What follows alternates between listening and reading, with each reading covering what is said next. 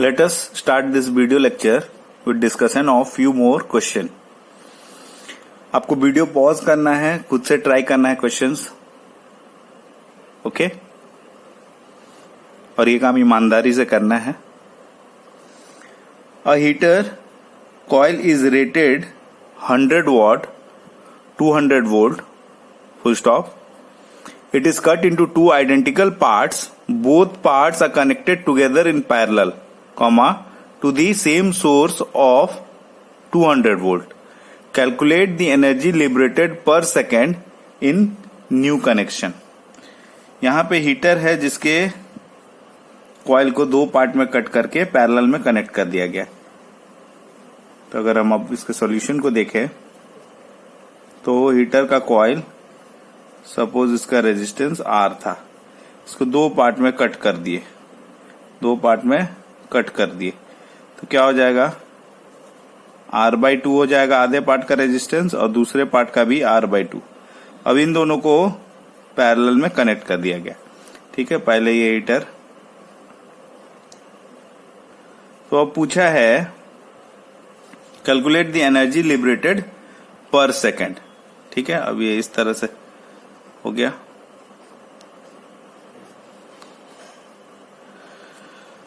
यहां पे रेजिस्टेंस कितना था? इसका रेटिंग था, हीटर का रेटिंग था 100 watt 220 volt. So we can find the resistance of this heater, that is V square by rated voltage by rated power. Rated voltage is 200 square and rated power is 100. Okay, so it comes out to be 400 ohm. Clear? तो ये 400 ohm आ गया. तो resistance of half piece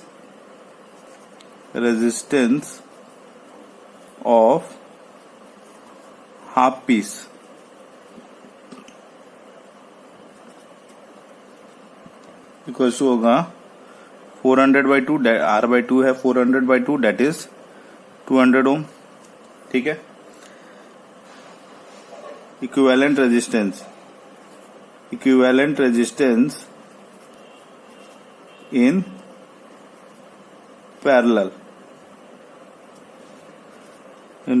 कितना हो जाएगा? अब ये 1/200 plus 1/200 का रेसिप्रोकल, तो 200/2. ठीक है, ये हो गया 100 ओम. अब इसका इक्विवेलेंट रेजिस्टेंस आ गया 100 ओम. पहले भी V वोल्ट सोर्स था, अभी भी V वोल्ट सोर्स है. तो अब आप देख सकते हो हीट लिबरेटेड पर सेकेंड या एनर्जी लिबरेटेड पर second.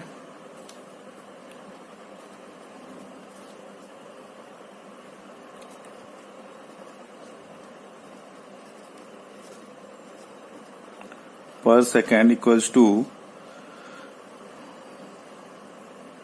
V square by P. Here this V is voltage of the source, so source का वोल्टेज 200 वोल्ट ही है. यहाँ पे सोर्स का वोल्टेज अगर कुछ नहीं कहा गया है, सोर्स का वोल्टेज 200 वोल्ट का square, sorry V square by R. This will be V. Energy liberated will be V square by R. So R equivalent, in fact it will be R equivalent. So R equivalent here is 100. So it is 400 watt, है ना? ये V square by R. यहाँ पे answer होगा 400 watt. Clear? Let us take another question. Here three 60 watt 120 volt light bulbs are connected across a 120 volt power source. If resistance of each bulb does not change with current, then find out total power delivered to the three bulbs. Again, you can pause this video and try solving this question. This is the circuit diagram. Okay. Now let us check the solution for this.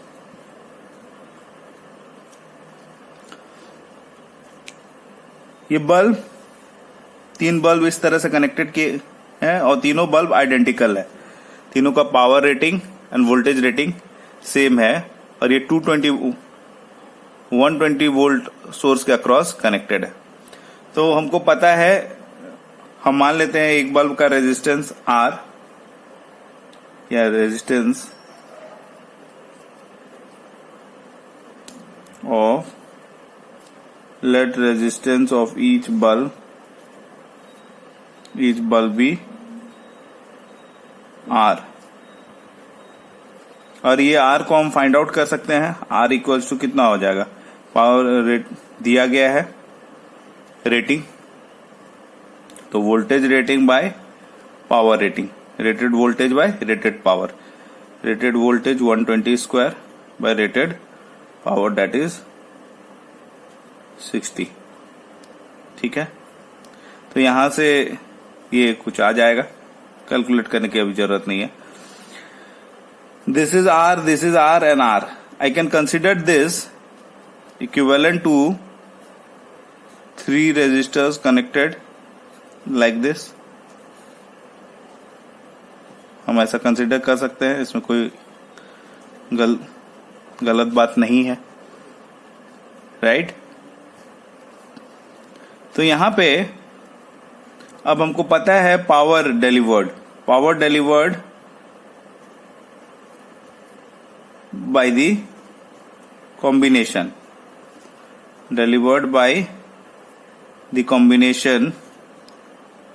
Will be what, V square by R equivalent, है ना।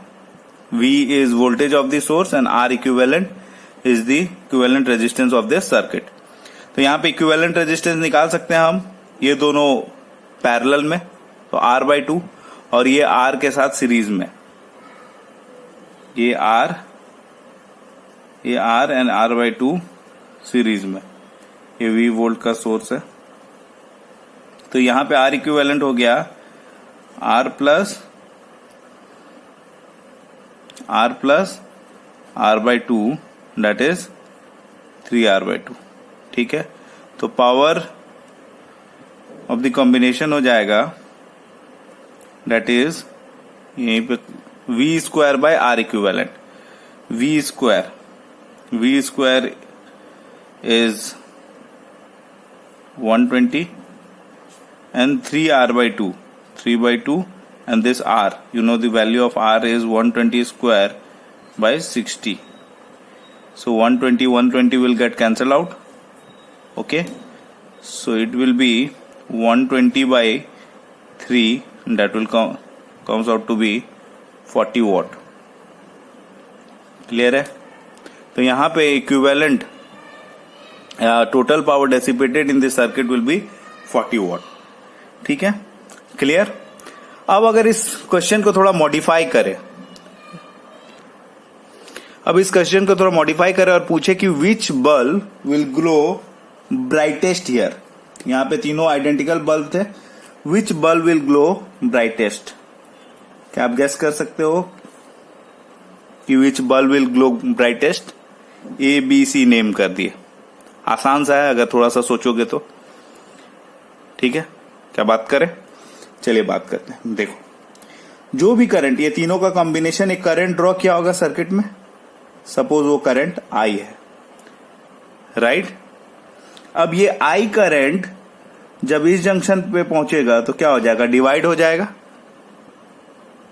Okay, तो ये I current divide हो जाएगा। क्या आप predict कर सकते हो ये I करंट डिवाइड होगा तो कितना पार्ट इसमें जाएगा और कितना पार्ट इसमें जाएगा? Remember, both the resistance of both the bulbs are same, तो दोनों इक्वल रेजिस्टेंस है, तो ऑब्वियसली दोनों में करंट भी क्या होना चाहिए, सेम होना चाहिए, है ना। तो क्या आप देख सकते हो अब कि कौन सा बल्ब ब्राइट ग्लो करेगा? यहां क्लियर हो रहा, दिख रहा होगा आपको। Current through this bulb is I, current through B is I/2 and current through C is I/2। That means A will glow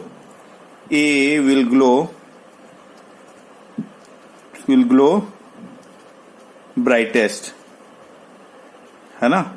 A will glow brightest, सबसे ज्यादा पावर डेसिपेटेड इसी के थ्रू होगा। I स्क्वायर R से अगर निकाले तो इन दोनों में इक्वल पावर डेसिपेट हो रहा है, लेकिन A से कम है। Both will glow dimmer than A। Clear? इस तरह के क्वेश्चंस कहीं कहीं देखने को मिल सकता है आपको स्कूल टाइप एंट्रेंस एग्जाम वगैरह में.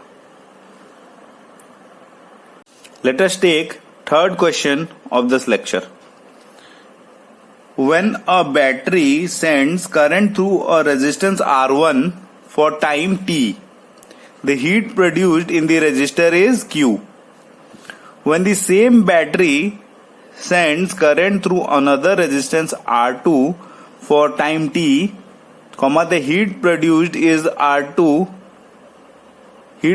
in R2 is again Q. Determine the internal resistance of battery.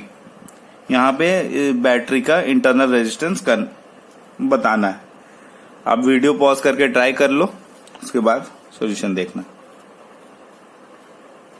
Okay, suppose here it is said, suppose I have cell of EMF E and internal resistance R is connected across R1. Okay, so here heat produced will be, अगर हम heat produced Q की बात करें, Q क्या होगा? हम simply कह सकते हैं I square. Heat produced through R1 is Q, तो इसको हम कह सकते हैं I square into R1. You know, in this type of circuit, I will be E by total resistance, that is external resistance plus internal resistance. तो यहां से अगर इसको पुट कर दे इसमें, तो ये आ जाएगा E by R1 plus R whole square into R1. ठीक है.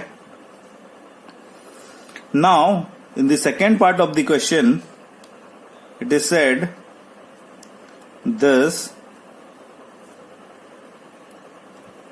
resistor R2 is,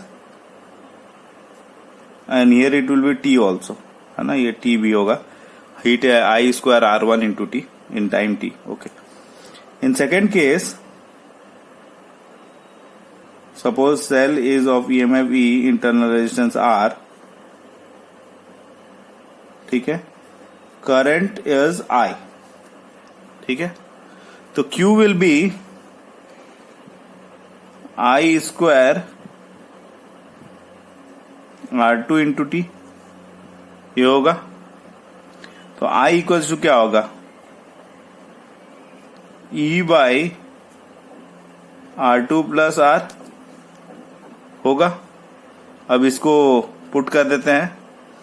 अगर कंफ्यूज ना हो आप, तो ये करंट दोनों सेम होगा ऐसा जरूरी नहीं है, ये अलग, इसको कुछ I1 से डिनोट कर देते हैं.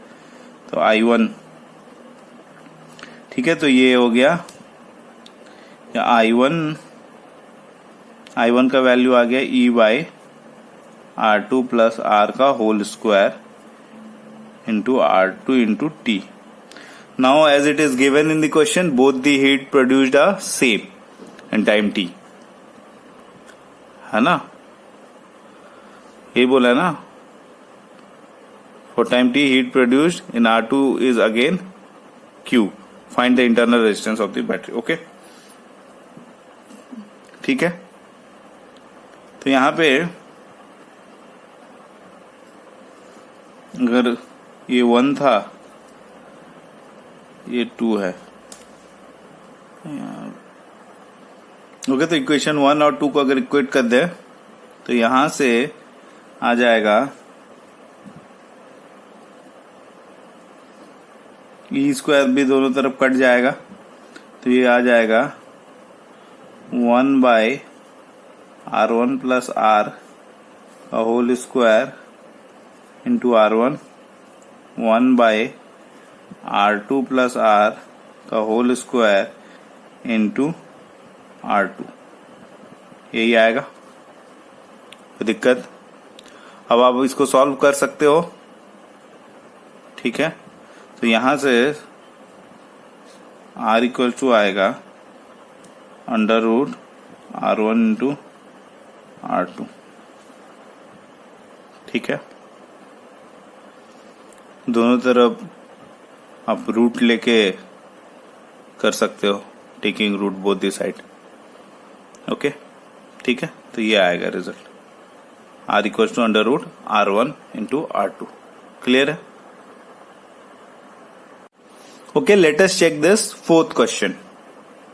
An electric bulb rated 500 watt at 100 volt is used in a circuit having 200 volt supply.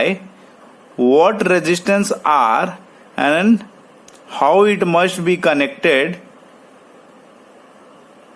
How it must be put in with the bulb so that the bulb delivers 500 watt. यहाँ पे ये एक register 500 what का bulb है, 100 volt source के across 100 volt उसका rating voltage है। इसको 200 वोल्ट के अक्रॉस सप्लाई के अक्रॉस कनेक्ट करना चाह रहे हैं। तो पूछा गया है कि क्या रेजिस्टेंस आर कनेक्ट करे और कैसे कनेक्ट करे बल्ब के साथ कि बल्ब डिलीवर्स पावर 500 वोल्ट। अब इसको दो तीन बातों को समझते हैं। हम लोग बहुत सारे क्वेश्चंस कर चुके हैं। 200 वोल्ट के अक्रॉस अगर ये 500 वॉट का बल्ब 500 वॉट 100 वोल्ट का बल्ब अगर कनेक्ट करेंगे तो ये क्लियर है कि ये क्या हो जाएगा, डैमेज हो जाएगा, है ना। यहां पे अगर आप इसको कनेक्ट कर दो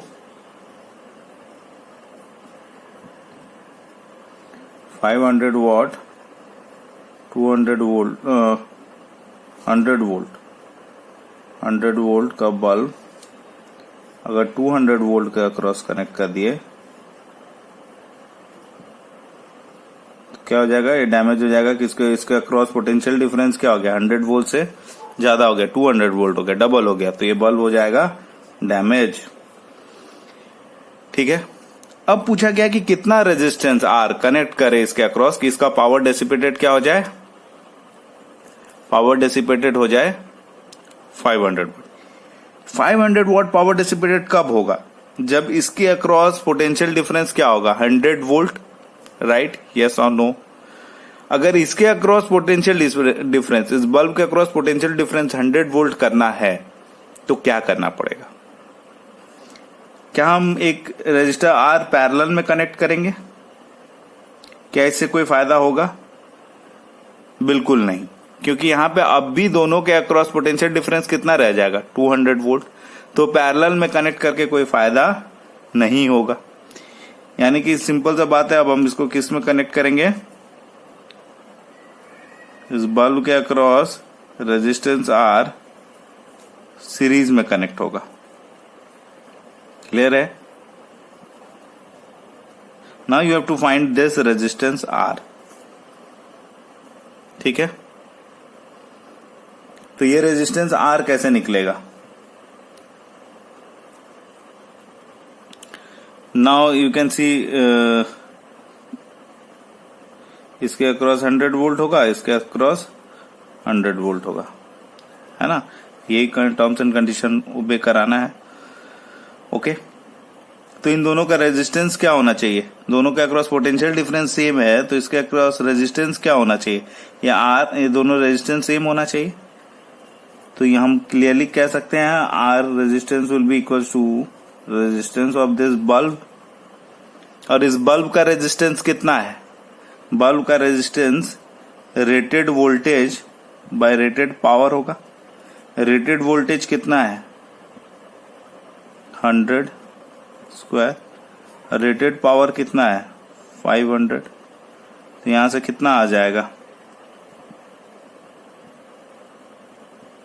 20 वोल्ट 20 ओम। ठीक है, ये कितना आ जाएगा 20 ओम। क्लियर, ठीक है। तो 20 ओम रेजिस्टेंस इस बल्ब के साथ सीरीज में कनेक्ट करेंगे तो क्या होगा, this will deliver a power of 500 what. ठीक है। Okay, now let us learn about one important component of household circuit, fuse wire। Fuse wire एक बहुत ही इंपॉर्टेंट कंपोनेंट है हाउसहोल्ड सर्किट में। फ्यूज वायर का बेसिकली अगर हम कहें तो an electric fuse is a safety device which is used to limit the current in the circuit. The use of fuse is to safeguard the circuit and appliances connected in that circuit from being damaged. तो ये basically circuit को safeguard करता है, ये safety device है. जैसे कि ये देख सकते हो इस डायग्राम में, ये मेन सप्लाई है. मेन सप्लाई यानी कि हमारा जो घर में एसी सप्लाई, एसी का अल्टरनेटिंग करंट, हम लोग फ्यूज इस तरह से कनेक्ट करते हैं. मेन सप्लाई के अक्रॉस सारा अप्लायंसेस क्या पैरेलल में कनेक्टेड होता है. हम हाउस होल्ड सर्किट में अप्लायंसेस को पैरेलल में कनेक्ट करते हैं. सबके अक्रॉस पोटेंशियल डिफरेंस 220 वोल्ट ही रहता है. तो ये बल्ब, ये टीवी, ये सबके अक्रॉस पोटेंशियल डिफरेंस 220 वोल्ट ही है. यहाँ पे एक फ्यूज लगाते हैं ताकि अगर सर्किट में करंट एक सर्टेन लिमिट को एक्सीड करे तो ये क्या हो जाए, ये फ्यूज ब्लो हो जाए, यानी कि डैमेज हो जाए. तो ये क्या होगा, सारा अप्लायंसेस जो है वो सेफ रहेगा. हम लोग देख चुके हैं कि किसी भी अप्लायंस का अपना सेफ लिमिट ऑफ करंट होता है. अब उस सेफ लिमिट ऑफ करंट को जब एक्सीड करेगा तो अप्लायंस क्या हो जाएगा, डैमेज हो जाएगा.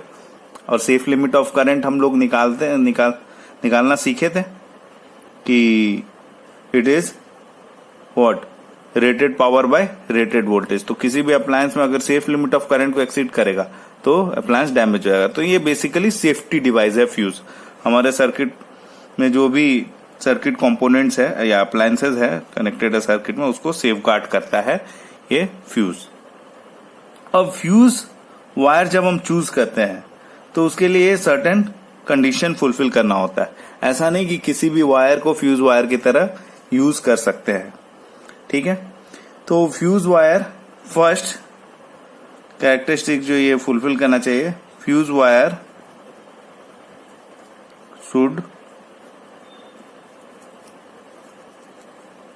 should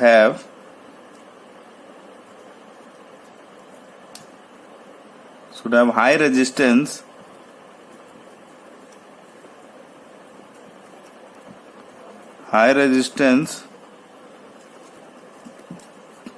per unit length,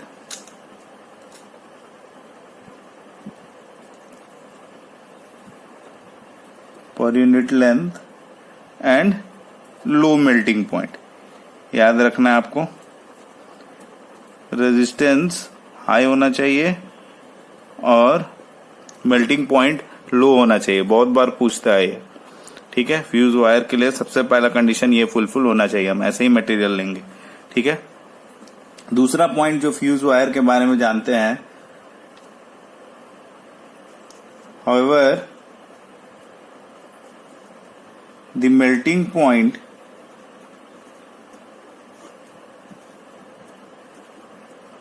of the material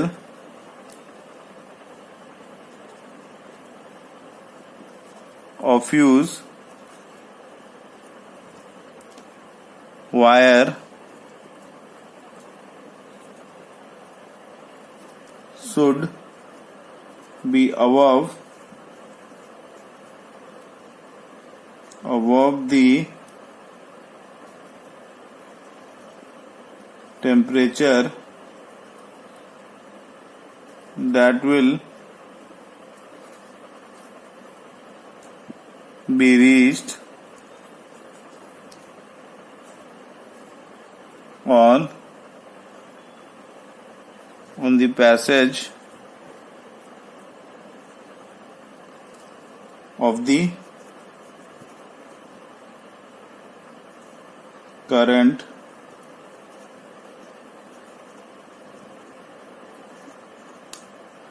through the circuit.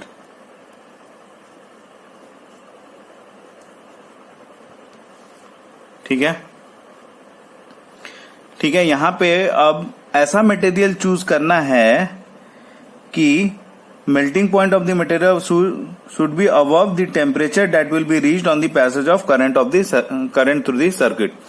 अब जब हम फ्यूज को कनेक्ट कर रहे हैं सर्किट में तो उसके थ्रू करंट पास करेगा. अब ये करंट जब पास कर रहा है तो इसका टेम्परेचर इतना होना चाहिए कि इस करंट पे ये अपने मेल्टिंग पॉइंट पे पहुंच जाए. है ना, या थोड़ा सा इसका मेल्टिंग पॉइंट इस करंट सेफ करंट से क्या होना चाहिए, ज्यादा होना चाहिए। सेफ करंट पे अगर ये मेल्टिंग पॉइंट पे पहुंच जाएगा या सेफ करंट से कम करंट पे ही अगर ये मेल्टिंग पॉइंट पे पहुंच जाएगा तो that is not suitable material for fuse wire. यानी कि इसका जब सेफ करंट एक्सीड करे तब भी ये मटेरियल क्या होना चाहिए, इसका टेम्परेचर मेल्टिंग टेम्परेचर पे पहुंचना चाहिए। ठीक है, तो हम ऐसा मटेरियल चूज करते हैं। और एक बात, हम लोग जो फ्यूज वायर यूज करते हैं तो कुछ लोग सोच रहे होंगे कि अगर उसके थ्रू करंट पास कर रहा है तो उसका टेम्परेचर कंटिन्यूसली बढ़ता रहेगा, राइट। ऐसा नहीं होता है। एक सर्टेन लिमिट के बाद जब rate of heat produced is equal to rate of heat radiated के बराबर हो जाएगा तो वायर का फर्दर, क्योंकि करंट तो कांस्टेंट ही फ्लो कर रहा है, फर्दर चेंज नहीं होगा टेम्परेचर। ठीक है, एक स्टेडी स्टेट टेम्परेचर पहुंच गया हम बोलेंगे। ठीक है, और एक सर्टेन लेवल तक राइज करेगा जब rate of heat produced equal to rate of heat radiated बराबर हो जाएगा थ्रू द सरफेस, तो और फर्दर राइज नहीं करता है टेम्परेचर। ठीक है, तो यहां पे इस बात को ध्यान में रखना है फ्यूज वायर चूज करते वक्त। ठीक है, अब अगर एग्जांपल ले लें कि ये फ्यूज वायर अगर हम कनेक्ट किए हैं, आप देखोगे फ्यूज वायर का रेटिंग आता है। अगर आप बात करोगे, अभी तो फ्यूज वायर नहीं होता, एमसीबी होता है, तो 5 एम्पेयर 15 एम्पेयर ऐसा एमसीबी होता है। सेम वर्क है, फ्यूज वायर का जो काम है वही एमसीबी कर रहा है आज के डेट में। तो अगर हम 5 एम्पेयर के फ्यूज लगाए सर्किट में, तो जब करंट 5 एम्पेयर को एक्सीड करेगा सर्किट में तो ये फ्यूज ब्लो हो जाएगा, यही मतलब है। यानी कि ये फ्यूज मेल्ट कर जाएगा 5 एम्पेयर को एक्सीड करेगा तो, यानी कि इसका बेयरिंग स्ट्रेंथ, या मतलब कह सकते हैं ये 5 एम्पेयर तक करंट को बेयर कर सकता है। अगर जैसे ही 6 एम्पेयर हो गया, 7 एम्पेयर हो गया करंट, तो क्या हो जाएगा, ये ब्लो कर जाएगा। अब ये फ्यूज अपने मेल्टिंग टेम्परेचर पे पहुंच जाएगा, ऐसा हम कह सकते हैं। तीसरा पॉइंट अगर इसके बारे में लिखें, fuse wire is made of alloys of lead, PB and tin, ऐसा। ठीक है, लेड और टीन के एलॉय से बनता है फ्यूज वायर। चौथा point, length of fuse wire is immaterial. Fuse wire का लेंथ से कोई लेना देना नहीं है, उससे कोई फर्क नहीं पड़ेगा। ठीक है, क्लियर है पॉइंट। ठीक है, अब बात करते हैं current rating of fuse. Current rating of fuse कैसे निकालते हैं कि हमको सर्किट में कितने रेटिंग का फ्यूज लगाना है। ऐसा तो नहीं है ना कि अगर सर्किट का लोड 10 एम्पेयर का है, हम फ्यूज लगा लिए हैं 5 एम्पेयर का, ऐसा नहीं कर सकते हैं। और ऐसा भी नहीं कर सकते हैं कि सर्किट में जो अप्लायंस है वो मैक्सिमम करंट 10 एम्पेयर बेयर कर सकता है और हम 15 एम्पेयर का फ्यूज लगा के बैठे हुए हैं, तो फिर मेरा फ्यूज लगाने का पर्पस ही फेल हो जाएगा दोनों ही केसेस में।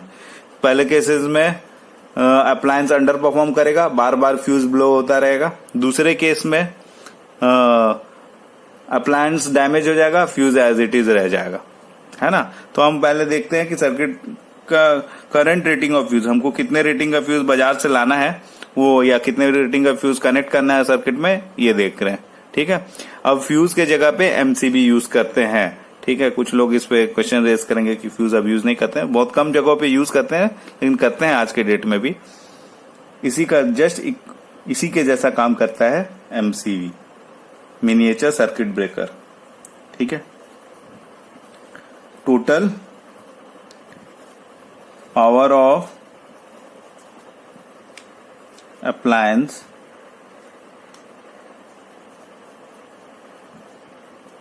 in that circuit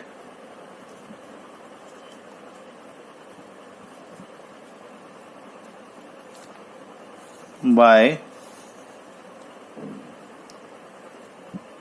voltage of the supply. ठीक है, करंट रेटिंग ऑफ फ्यूज इस तरह से निकलेगा, total power of appliance in that circuit by voltage of the supply. ठीक है, हम वोल्टेज ऑफ द सप्लाई हमको पता है, सपोज हाउस होल्ड में है तो 220 वोल्ट ले लेंगे और टोटल पावर अप्लायंस उस सर्किट में कितना कनेक्ट होने वाला है उससे हम निकल जाएगा टोटल पावर, और वोल्टेज ऑफ द सप्लाई से डिवाइड कर देंगे तो कितने एम्पेयर का फ्यूज हमको लगाना है पता चल जाएगा. ठीक है, ओके. तो जो भी निकल के आएगा उससे थोड़ा सा हाई रेटिंग का फ्यूज रखेंगे, जस्ट स्लाइटली हायर, बहुत हायर नहीं, स्लाइटली हायर, लेकिन जो भी रेटिंग निकल के आएगा उससे बहुत कम का नहीं रखेंगे. ठीक है, और बहुत ज्यादा का भी नहीं रखेंगे, थोड़ा सा हायर चलेगा, वो कोई दिक्कत नहीं है. ओके, एक एग्जांपल लेते हैं. अ fuse wire rated 8 ampere, can it be used with an electrical appliance rating 5 kilowatt 200 volt? Appliance is connected across 200 volt, है ना. तो इस अप्लायंस का ये अपने रेटेड वोल्टेज पे कनेक्टेड है. सेफ लिमिट ऑफ करंट कितना है? I equals to P by V. तो पावर रेटेड इज 5000, है ना, 5 किलोवाट था, बाय 200. तो यहां से ये आ रहा है, तो ये आ रहा है 25 एम्पियर, राइट. ये आ रहा है 25 एम्पियर. तो ये इसका safe limit of current 25 ampere है. फ्यूज जो है वो हम 8 एम्पियर का कनेक्ट कर रहे हैं. तो क्या ये अप्लायंस ये सुटेबल फ्यूज है? बिल्कुल नहीं है, क्योंकि यहाँ पे ये अप्लायंस हमेशा अंडर परफॉर्म करेगा. ये इतना एम्पेयर तक करंट बेयर कर सकता है और हम सर्किट में फ्यूज लगा के रख दिए 8 एम्पेयर का. तो क्या होगा, जैसे ही अप्लायंस को ऑन करेंगे, जब ऑन करेंगे फ्यूज ब्लो हो जाएगा, या अगर ये एमसीबी है तो एमसीबी ट्रिप कर जाएगा. ठीक है, तो ये सुटेबल नहीं है. इसी क्वेश्चन में अगर ये फ्यूज 38 एम्पेयर का होता, 38 एम्पेयर का फ्यूज होता, तो क्या ये सुटेबल फ्यूज होता है इस सर्किट के लिए? इस केस में भी ये फ्यूज सुटेबल नहीं होता. अब क्या हो रहा है कि इस अप्लायंस का सेफ लिमिट 25 एम्पेयर है. अब ये अप्लायंस में करंट अगर कभी शॉर्ट सर्किटिंग या किसी भी कारण से 30 एम्पेयर हो गया या 35 एम्पेयर हो गया, तब भी ये फ्यूज क्या रहेगा, इंटैक्ट रहेगा, फ्यूज ब्लो करेगा ही नहीं. तो अप्लायंस क्या हो जाएगा, डैमेज हो जाएगा, राइट. तो फ्यूज यहाँ पे कितने का होना चाहिए? नियरली 25 से थोड़ा ज्यादा, 26 तक ले सकते हैं. 26 एम्पेयर का भी फ्यूज लेंगे तो ये अप्लायंस क्या रहेगा, सेफ रहेगा. अब करंट 27-28 एम्पेयर हो गया तो क्या हो जाएगा, फ्यूज ब्लो हो जाएगा या अप्लायंस बच जाएगा. ठीक है, क्योंकि जो भी रेटिंग रहता है उससे थोड़ा बहुत टॉलरेंस रहता है, प्लस माइनस. ओके, ठीक. Okay, let us see one more example. A circuit has a fuse of 3 ampere.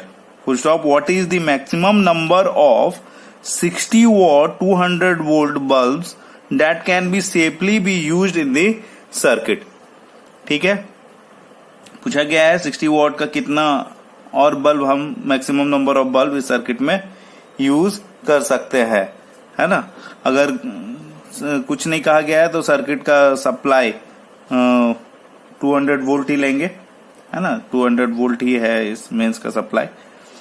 Okay, तो हमको पता है I, that is rating of this fuse will be what? Rating of this fuse will be total power in the circuit, total power of the appliance in the circuit. Suppose n number of bulbs are connected, each bulb has power 60 watt, or that is voltage of the circuit. Okay, ये होगा. तो I जो है वो 3 ampere है, 3 into 200 by 60. यहां से N निकल आएगा, तो N निकल के आ रहा है, N निकल के आ रहा है 10. तो you can see 10 bulbs can be safely be connected in this circuit? यहाँ पे तो ये 10 आ गया एग्जैक्टली अगर ये 10.5 आता तो आधा तोड़ के थोड़ी लगाएंगे बल्ब को, यानी कि फिर भी हम क्या बोलते हैं, आंसर मेरा 10 ही होगा। अगर ये 9.8 आता तो भी हम कहते हैं कि यहाँ पे 9 बल्ब्स जो है वो कनेक्ट कर सकते हैं सर्किट में, ठीक है। तो यहाँ पे 10 आ रहा है एग्जैक्टली, तो 10 bulbs can be safely be connected in this circuit. अगर हम 11 बल्ब कनेक्ट कर दे तो फिर क्या गड़बड़ हो सकता है, ठीक है, करेक्ट। और रिमेंबर कि सारे बल्ब्स किस पे कनेक्टेड रहेंगे, पैरेलल में, इसीलिए सर्किट का वोल्टेज 200 वोल्ट है, ठीक है। Total power of the circuit क्या होगा, है ना, सारे बल्ब्स इस तरह से कनेक्टेड होंगे, है ना। हाउस होल्ड सप्लाई की बात कर रहे हैं, तो यहाँ पे जब भी कनेक्शन होगा पैरेलल में होगा, सीरीज का कोई सवाल नहीं उठेगा, ठीक है। तो सारे बल्ब्स इस तरह से पैरेलल में कनेक्टेड रहेंगे, ठीक है, clear. This is one question which you have to try yourself. A house has main fuse of 5 ampere rating, 5 bulbs each 50 watt and 2 tube lights each of 40 watt are used simultaneously. First part of the question, how much current is drawn from the mains of 200 volt? Second part of the question, how many more bulbs each of 100 watt can be lighted? ठीक है, यहाँ 200 volt का mains है, ठीक है, इसको solve कर लीजिएगा। Okay, thank you.